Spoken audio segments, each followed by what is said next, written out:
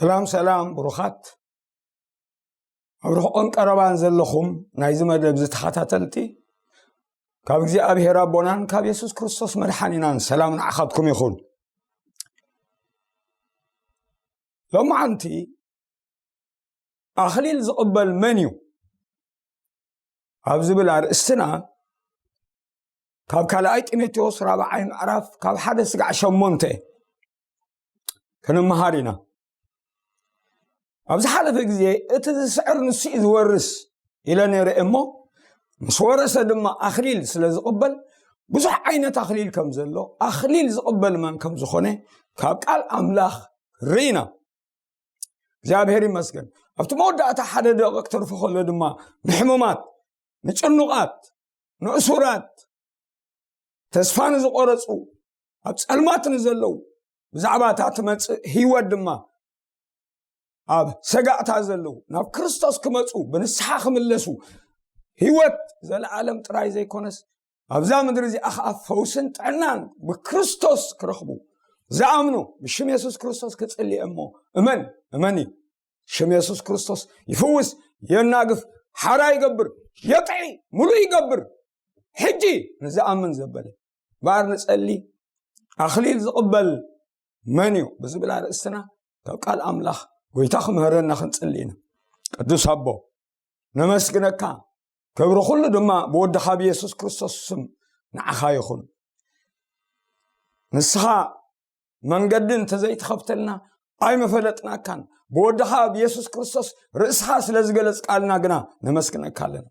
ناملاخ زرعي ولا حد يلن ات اب حقفي ودو زلو اب حقفي ابو زلو حدا ودي بينو نسغنا اغهادو تنعي زرعي نبورة أي خسع زبل كريستوس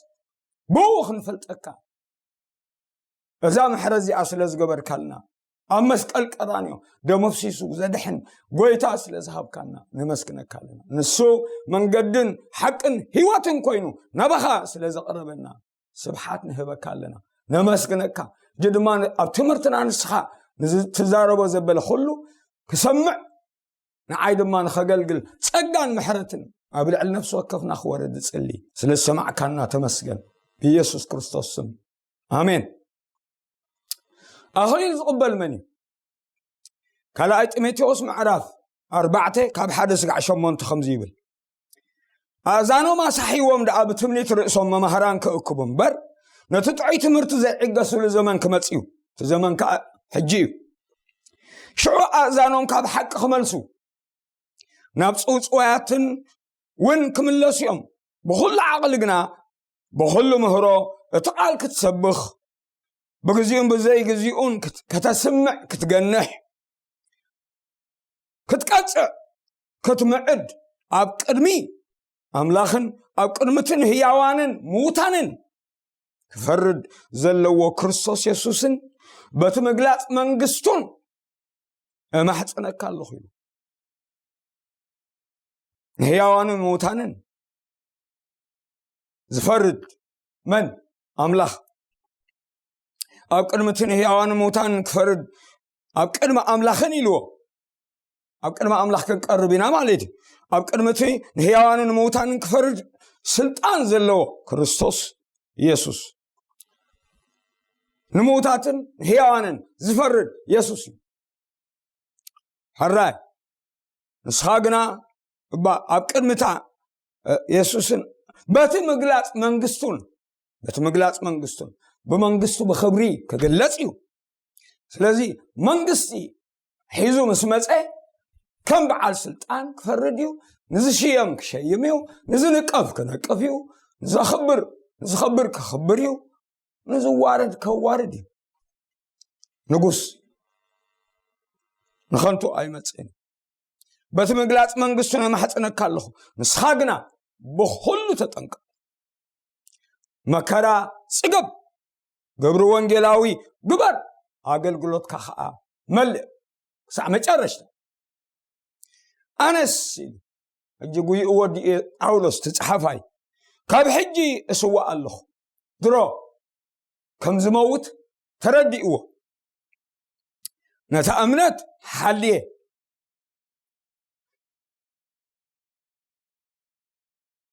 ሰናይ ገድሊ ተጋዲለ ሰናይ ገድሊ ተጋዲለ እቲ ጉያ ወዲኤ ነታ እምነት ሓልየ ደግምሲ ጎይታይ ንሱ እቲ ጻድቕ ፈራዲ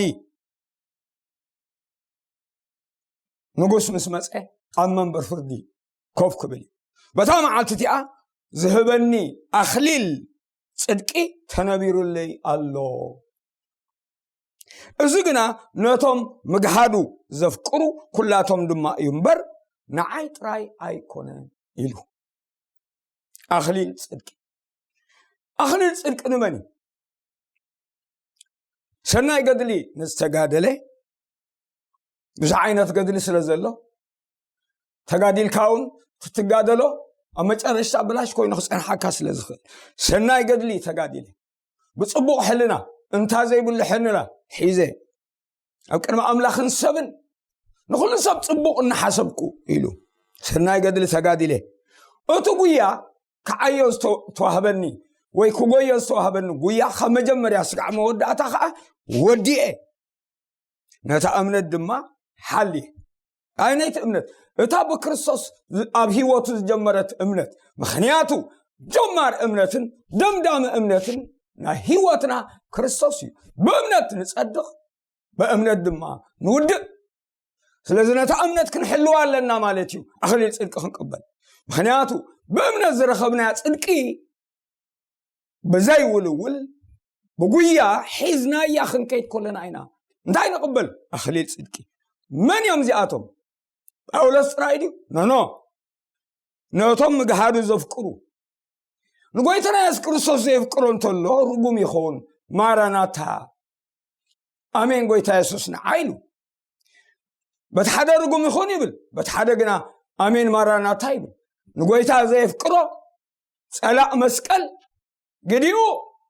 ኣኽሊል ጽድቂ ኣይኮነን ዋላ ኣማኒ ይኹን ዋላ ኣሚነ ይበል ስለዚ ንሰብ ቆሮንጦስ እንታይ ኢልዎም ሕውስዋስ ሓንካስ ሂወት ይነብሩ ስለ ዝነበሩ እንታይ ኢልዎም ኣብ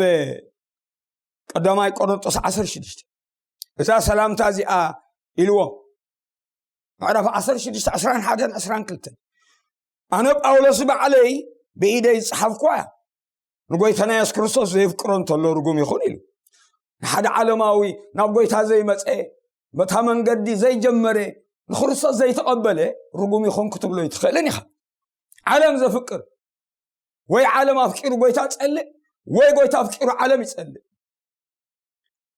ከምኡ ዝብል መጽሓፍ ቅዱስ ንዓለም ምጽላእ ማለት ድማ ሓጢኣት ንሳት እትህቦ ዘበለ ኩሉ ብሓጢኣት ዝመጽእ ብዓመፅ ብምኽሓድ ዝመጽእ ክብረት ኒዕቑ ንጎይታ ዘፍቅሮ እንተሎ ንሱ ርጉም ይኹን ምስ በለስ ሓደ ክርገም ከሎ እቲ ሓደኸ ማራናታ ኢሉ ማራናታ ኣነ ግን ክርስቶስ ይጽበ ኣለኹ ብዓለማይ ንድሕሪት ኣይብልኒ ጉያ ይቐጽል ኣለኹ ማራናታ ብል ኣለኹ ማራናታ እንታይ እዩ ኣሜን ጎይታ ኢየሱስ ንዓ ማለት እኮ ስለዚ መን እዩ ኣኽሊል ጽድቂ ዝቕበል ጉይኡ ዝወድእ ነታ እምነት ሓልዩ ካብ እምነት ዘንበሉ ብዙሓት ኣለዉ ጎይታ ተቐቢሉ ቀዳማይ ጢሞቴዎስ ምዕራፍ 4 ብዙሓት ካብ እምነት ዝዘብሉ ንምህሮ ኣጋንንትን ንፍሕሶ ንሓሶት ትምህርቲ ሰይጣንን ዝስዕቡ ኣለዉ ነታ መንገዲ ሓቂ ጀሚሮም ንድሕሪት ተመልሱ ኣለዉ ትዝመፅእ ክመፅእ ኣይክድንጉን እዩ ስለዚ ጻድቕ ብእምነቱ ይነብር ንድሕሪት ተመልሰ ግና ነፍሰይ ብኡ ባሃ ይብላኒ ኢሉ ዕብራውያን ምዕራፍ 10 ካብ 36 ክሳዕ 38 እምበር ክሳዕ መወዳእታ ነታ እምነት ዝሕሉ በእምነት ዝረኸባ ጽድቂ ክሳዕ መወዳእታ በቲ ጉያ ጎዩ ምስ ወድአ እምነቱ ዝሓለወ እንታይ ክቕበል እዩ ኣኽሊል ጽድቂ ተነቢሩለይ ኣሎ እዩ ዝብል ጉዩ ዝወድአ እዩ እቶም ተዓዘብቲ ብኩሉ መዚኖምን ዓቂኖምን ይግባኣካ ኢሎም ዝህብዎ ተነቢሩለይ ኣሎ እዚ ድማ ነቶም ምግሃዱ ዘፍቅሩ ማራና ታዝብሉ ርእሶም ብንጽህና ዝሕሉ ከምቲ ንሱ ንጹህ ዝኾነ ንሕና ድማ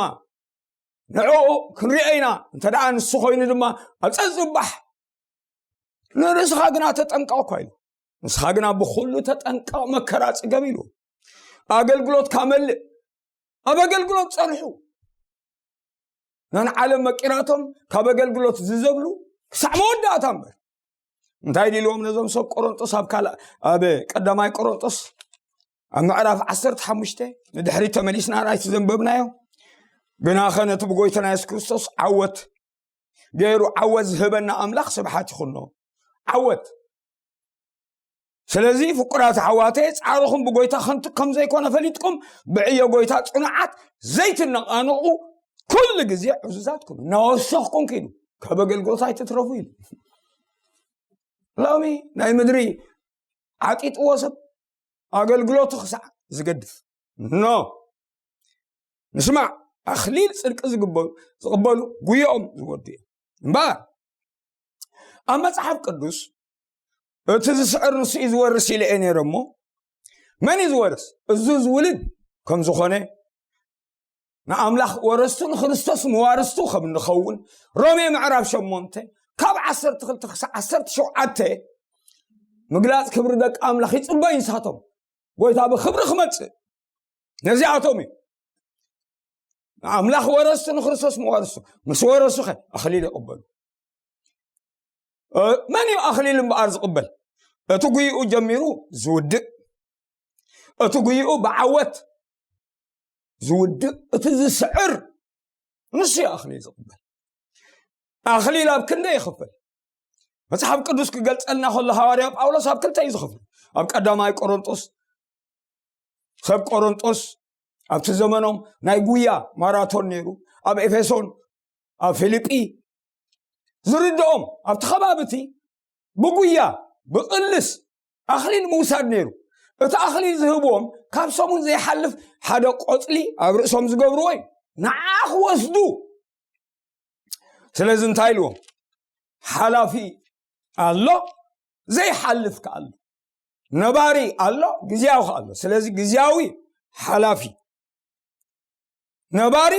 ዘይሓልፍ ከም ዘሎ ኣነጻጺሩ በቲ ዝርድኦም ቋንቋ ተዛሪብዎም ካብ 24 ቀዳማይ ቆሮንጦስ 9 ምዕራፍ ክሳብ 17 ኣብቲ ስፍራ ቅድድም ዝቃዳደሙ ኸ ኩሎም ከም ዝጎዩ ነቲ ዓስቢ ዓወት ግና ሓደ ከም ዝወስዳዶ ኣይትፈልጡን ኢኹም ንስኻትኩም ከምኡ ክትረኽቧ ከምኡ ጉየዩ እቲ ዝቃለስ ዘበለ ዝኸዓ ብቕልስ ብኩሉ ነገር መጢኑ ነፍሱ ይገት እዩ እዚኣቶም ነቲ ሓላፊ ኣኽሊል ሓላፊ ኣኽሊል ኣሎ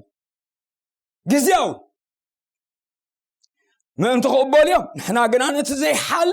ዘይሓልፍ ነባሪ ስለዚ ኣነ እጎይ ኣለኹ ግናኸ ከምቲ ንንፋስ ከምቲ ዘይፍሉጥ ዝጎይ ይኮኑ ዝጭበጥ ኣለኒ ብቅድመ ስቕለ ይኮንኩን ዝጎይ ዘለኹ ስፖርት ይጎኩን ዝገብር ዘለኹ ከምዚ ነፍሰይ ክሕድሶ ኖ ኣኽሊል ዘለዎ ዝጭበጥ ዘለዎ እምክት ኣለኹ ከምቲ ንንፋስ ዝወቅዕ ግና ኣይኮንኩን ንኻልኦት እናሰበኽኩ ኣገልግሎት ብዝምልከት ንርእሰይ ድርቡይ ምእንቲ ከይከውን ንስጋይ እሰቅጦን ኤግዝኦን ኣለኹ ኣብ ቁጥሪ 17-18 ወንጌል እንተሰበኽኩ ካብ 16 ኣብኡ ኣብቲ ምዕራፍ 9 ቀዳማይ ቆሮንጦስ ኣነ ወንጌል እንተሰበኽኩ ብግዲ በፂሕኒ እሞ ዝምክሓሉ የብለይን ወንጌል እንተዘይሰበኽኩ ግና ወይለይ እዚ ፈትየ እንተገበርክዎ ዓስቢ ኣለኒ ዓስቢ ኣገልግሎትካ እዚ ዓስቢ እዚ ብዓወት ምስ ወዳእካ ኣኽሊል ትቕበል ናይ ኣገልግሎት ኣኽሊል ክብሪ ይበሃል ብጽድቂ ብእምነት ነታ እምነት ሓሊኻ ክሳዕ መወዳእታ ሰናይ ገድሊ ተጋዲልካ ምውዳእ ኣኽሊል ጽድቂ የውህብ ናይ ኣገልግሎት ኣኽሊል ክብሪ የውህብ ብሞት እንዳሓሊፍካ ኸ ኣኽሊል ህይወት ኣኽሊል ጽድቂ ኣኽሊል ክብሪ ኣኽሊል ህይወት እግዚአብሔር ተመስገን ይኹን እምበርሲ ዓስበይ ደኣ እንታይ እዩ ወንጌል እናሰበኽኩ ብወንጌል ዘለኒ መሰል ከይወሰድኩ ወንጌል ብኸምኡ እንተሰበኽኩ እዩ ሕድሪ ተዋሂቡኒ ዘሎ ብኸምኡ ንእግዚአብሔር ባህ ከብል يبلا له እግዚአብሔር ተመስገነው ስለዚህ ሓላፍላ ዘይሓልፍ ኣኽሊል ኣሎ ጴጥሮስ እውን እዚ ዝርድኦ ስለ ዝኾነ ነቶም ኣብቲ ከባቢ ዘለዉ በቲ ዝርድኦም ንሱ እውን ቀሪቡሎም ኣሎ ተዛሪብዎም ኣሎ መልእኽቲ ሂብዎም ኣሎ እንታይ ኢልዎም ኣብ ቀዳማይ ጴጥሮስ ምዕራፍ 1 ቁጥሪ 3-4 እቲ ዘይሓልፍን ዘይረክስ ይመውት ማለት እዩ ዘይጽምሉ ይጽምሉ ማለት እዩ ተዝህብዎም ዝነበረ ይሓልፍ ይረክስ ይጽምሉ ኣብ ሰማያት ተኣርኒብልኩም ዘሎ ግን እዚ ተኣርኒብልኩም ዘሎ እንታይ እቲ ዘይሓልፍ ዘይረክስ ዘይጽምሉ ኣብ ሰማያት ተኣርኒብልኩም ዘሎ ርስቲ ብናይ ኢየሱስ ክርስቶስ ትንሣኤ ካብ ምውታት ብብዝሒ ምሕረቱ ሕያው ተስፋ ብሓዲ ዝወለደና ኣምላኽ ኣብ ጎይታና ኢየሱስ ክርስቶስ ይባረኽ ንስኻትኩም ብሓይሊ ኣምላኽ ብእምነት ነቲ ብድሕራይ ዘመን ክገሃድ ዘለዎ ተዳለወ ምድሓን ወይ ክብሪ ተሓሊኹም ኣለኹ ኣኽሊል ጽድቂ ኣኽሊል ክብሪ ኣኽሊል ህይወት እግዚአብሔር ተመስገነ በአራብ ክልተ ክፍል ሓላፊ ግዚያዊ ኣኽሊል ነባሪ ዘይሓልፍ ኣኽሊል እዚ ነባሪ ዘይሓልፍ ኣኽሊል ከ ኣብ ክንደይ ብዓይነት ይኽፈል ኣብ ሰለስተ ከምታ ዝበልኩም ኣኽሊል ጽድቂ ንጳውሎስ ጥራይ ዘይኮነስ እምነቶም ሓልዮም ነታ ዝሃቦም ጽድቂ ብንጽህና ክዳውንቶም ኣርኒቦም ንዝጎዩ ጉዮም ንዝውዱ ብእምነት ንዝሞቱ ኩሎም እግዚአብሔር ተመስገነ ይኹን ነዚኣቶም ኣኽሊል ጽድቂ ክህቦም እዩ ስለዚህ ብዓይነት ኣብ ሰለስተ እዩ ዝኽፈል ኣኽሊል ጽድቂ ኣኽሊል ክብሪ ኣኽሊል ህይወት ብጠቕላሉ እንታይ ተባሂሉ ይጽዋዕ ኣኽሊል ዓወት ዝተዓወተ ዝወስዶ ስለ ዝኾነ ኣኽሊል ዓወት ተባሂሉሲ ኣብ ቀዳማይ ቆሮንጦስ 9 ምዕራፍ ኣብ ምዕራፍ 15 ኣብ ኩሉ ምስተዓወትካ ዝወሃብ ናይ ዓወት ኣኽሊል ይልዎ ኣሎ ግን ብደረጃ ክንልክዖ ከለና ብዓይነት ክንልክዖ ከለና ኣኽሊል ጽድቂ ኣኽሊል ክብሪ ኣኽሊል ህይወት ኣብ ቀዳማይ ጴጥሮስ ምዕራፍ 5 ከምቲ ኣገልግሎትካ መልእ ዝበሎ ንጢሞቴዎስ ኣገልግሎቶም ንዝምልኡ ኣብቲ ተዋህቦም ስፍራ ኣገልግሎት ተኣሚኖም ንጎይታ ዘኽብሩ ኣብ ቀዳማይ ጴጥሮስ 5 ምዕራፍ ኣኽሊል ክብሪ ኢልዎም ኣሎ እምበኣርሲ ነቶም ኣብ ማእከልኩም ዘለዉ ሸማግለታት ኣነ መሸማግልቶም ብስቃይ ክርስቶስ ድማ መስካሪ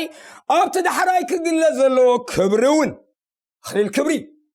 ተማቓሊ እሞ እምዕዶም ኣለኹ ነቲ ምሳኻትኩም ዘሎ መጓሲ ኣምላኽ ጓሲዎ ብፍታው ከም ፍቓድ ኣምላኽ እምበር ብግዳ ኣይኹን ብታሕጓስ እምበር ምእንቲ ኸንቲ ረብሓውን ኣይኹን ነቲ መጓሲ ኣርአያና ኸምኩምዎ እምበር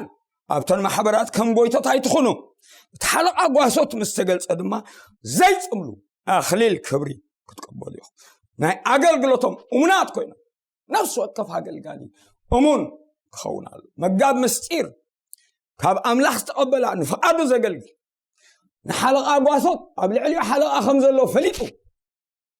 ዘገልግል እግዚአብሔር ተመስገን እንታይ ከቐበል ኣኽሊል ክብሪ ኣኽሊል ጽድቂ ኢለ ኣኽሊል ክብሪ ኣኽሊል ህይወት ከ ነቶም ክሳዕሞት እሙናት ዝኾኑ ራእይ ዮሃንስ ምዕራፍ 2 እንተርኢናዮሲ ንስሚርና ማሕበር ፈተናታት ከም ዝገጥማ እሞ እንታይ ኢልዋ ቁጥሪ 10 ራእይ ዮሃንስ ካልኣይ ምዕራፍ እነሆ ምእንቲ ክትፍተኑስ ዲያብሎስ ንገሊኻትኩም ናብ ቤት ማእሰርቲ ክድርብዮም እዩ ዲያብሎስ የሳድድ መከራ የምጽእ እዚ ካብ ዓለም ዝመጽእ እዩ ደሊኻዮ ዝመጽእ ኣይኮነን ጸረ እምነት ጸረ ክርስቶስ ስለ ዝኾነ ምስኡ ኮይኖም ዝዓዩ ዘሳድዱ ድማ ሰይጣን ዝጥቀመሎም እነሆ ምእንቲ ክትፍተኑስ ዲያብሎስ ንገሊኻትኩም ናብ ቤት ማእሰርቲ ክድርብዮም እዩ 10 መዓልቲ እውን ፀበባ ክረኽበካ እዩ 10 ተደጋጊሙ ማለት እዩ 10 መዓልቲ ድማ ከም ዘለዎ መዓልቲ እውን ክቁፀር ይከኣል እዩ ነቲ ዝመፀካ መከራ ኣይትፍርሃዮ ክሳዕሞት እሙን ኩን ኣነ እውን ኣኽሊል ህይወት ክህበካ እዚ ንዘላቶት መንፈስ ማሕበራት ዝብለን ዘሎ ይስማዕ እቲ ዝስዕር በቲ ካልኣይ ሞት ኣይክጉዳእን እዩ እንታይ ኢሉ ክሳዕሞት እሙን ኮን ኣነ እውን ኣኽሊል ህይወት ክህበካ ትፈልጡ ዲኹም ኣኽሊል ጽድቂ أب إساياس سان حدن فقد عسرته بمرقب صدق أخليل صدق كم تمرعوي كم تمرعت أخليل صدقي مرقب صدقي يبكى እግዚአብሔር ተመስገን ይሁን በእምነት ንዘለው ዝኾነ አማኒ ዝቅበሎ አኽሊል ጽድቅ ይባል አገልጋሊ ከተገልግል ኮለኻ አኽሊል ክብሪ እምነትካ ሓሊኻ ብሞት ተፈቲንካ ሳሞት እሙን ተኾንካ አኽሊል ህይወት ፈልጦ ዲኹም ኢየሱስ ክርስቶስ እዚ ሰለስዩ ናትዩ ብጽድቂ ካብዛ ዓለም እዚኣ ተፈልዩ ብዘይ ኣበር ሓንቲ እኳ ሓጢኣት ዘይብሉ ካልኣይ አገልግሎት ፈጽሙ ትዝሃብካኒ እዮ ፈጽሜ አኽበርኩኻ በአርበቲ ቅድሚ ምስራት ዓለም ምሳኻ ዝነበረን ክብሪ አኽብረኒ እቲ ዘለኽዎ ክብሪ እዞም ምሳይ ዘለዉ ድማ ክሪዎ እደሊ ኣለኹ ኣብ 17 እምበር ኣኽሊል ክብሪ በእምነቱ ሙሉእ ኮይኑ ዓመፃ ጸሊኡ ብሞት ሓሊፉ እሞ ኣኽሊል ህይወት ካለዎ ኣብ ኢየሱስ ብፍላይ ንሕና ዘይንፈልጦ እዚ ዘይበሃል ኣኽሊላት ኣብ ክርስቶስ ኣሎ ራእይ ዮሐንስ ምዕራፍ 19 فقد 11-12 كم زيبل انتايبل سماي كا تخفيتو رأيخو انهو دما انبلاي فرس اتتقميت اوزلخا امونن حقنيان يبحال بصدقون ايو زداني زواغاكا انتو خمهال هال تحوين ابرئسون بزح زودتات اللو بجاكوس حدوكا زي فلطو صحف دما اللو بدام تعلس خدان تونزي فيو سمون قال املاخ ايو كبرنا أملاخ انتاي لبيسوا له انتاي كبيروا له ويتغيروا له قدر 10 تخلت انتو خم هلال تحوئيا ابرسون بزح زودتات اخليلات الله بزح يقبوين ما بزح الله እግዚአብሔር ተመስገን با اخليل بعوثن زودو اخليل صدقي مغحادو زفقرو كلهم مرانا تازبلو ويتا يسوس نعازبلو راي يوحنس سالساي معرف قال يوم تدناغيروم صنيحهم اتا امنتك حلو تملس تنسح تزي تنسحك حدقك اخليل صدقون ايتركبني قال يوم قنا الله يلو معرف 3 قدر 3 راي يوحنس دقيم كما يقر كهم تقبل كان كم سمع كان ذكر حلوه تنسحون انت زيت نحقاقنا كم سراهم مصكا بين الساعات كم زمصكاونا يتفلطني خا ابصار ديس كنا خداونتم زي صيقو سمات الله بمن تقبلوا خدان بخريستوس بامنت بدمو زرخوا خدان زي صيقو اسمات الله نساتهم بقعاتهم صعدا خداون تخدينهم مساي كملالسهم تسعركم صعدا خداون تخدني انا ونسمو خمص حفيوت اي كفقوني سام وداتا امنتو زحلو ابقدمي ابوين ابقدمي توم ملاእኽትን ድማ نسمو كأمونه اذن زلاته منفس حبر زلو زبلن زلو اسمعي عود اخليل هيوت اخليل صدقي سلا ክርስቶስ بامنت بسماعتنا زحلف كلهم